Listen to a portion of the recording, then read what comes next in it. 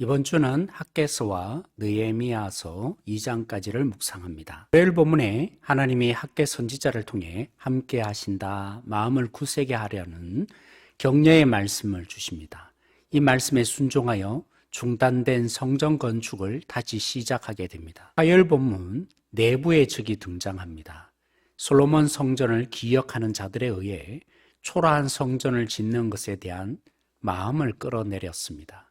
여기에 하나님이 하나님의 영광으로 가득할 성전이 될 것이라 약속해 주십니다. 이 부분은 자세하게 주일 설교에 다루도록 하겠습니다. 수요일 부정한 그들에게 하나님의 말씀에 의지하여 순종하면 복을 주시겠다고 약속하십니다. 스룹바벨을 인장반지처럼 세웠다고 말씀까지 주시는데요. 하나님이 온 세상을 다스리는 그림자로 세웠다는 거죠.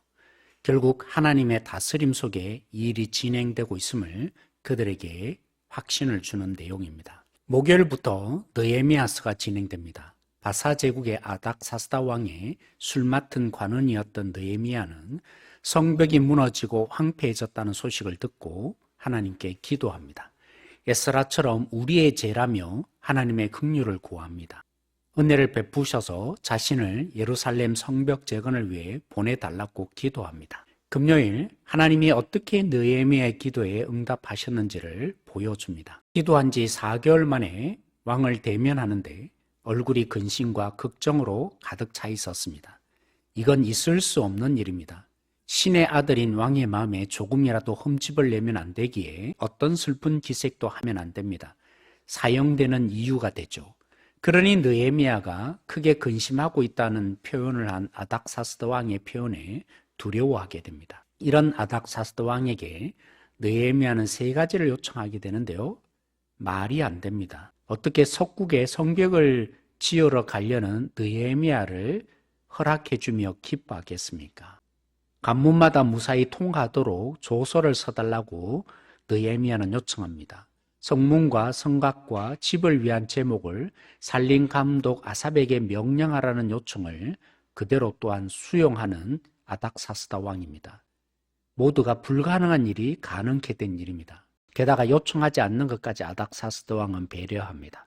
군대 장관과 마병을 보내서 성벽 공사를 위해 가나안으로 가는 느헤미야를 호위해 줍니다. 왜냐하면 분명히 그 이유를 설명해 주죠. 하나님의 선하신 손이 자신을 도왔기 때문에 가능한 일이었습니다. 예루살렘에 도착한 느헤미야는 아무도 모르게 밤을 이용하여 공사해야 될 지역들을 살펴봅니다. 그리고 지도자들과 백성들에게 성벽 공사를 독려하는데 하나님의 선하신 손이 자신을 도왔다는 것을 간증합니다. 비록 대적들이 성벽 공사를 비웃고 업신여겼지만 왜 성벽 공사가 완성될 것이 분명하겠습니까? 하나님의 선하신 도움의 손길이 있기 때문입니다. 우리도 마찬가지입니다. 우리가 하나님의 뜻을 헤아리고 하나님의 말씀대로 순종하는 길은 무수한 적이 여전히 존재할 것입니다. 그러나 하나님의 선하신 손이 도와주실 것입니다.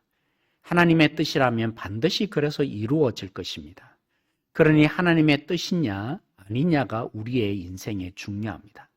여러분에게 하나님의 도움의 손길이 있기를 소망합니다. 하나님의 도움의 손을 우리도 간증하는 하나님의 뜻을 분별하고 순종하는 능력자가 되십시다.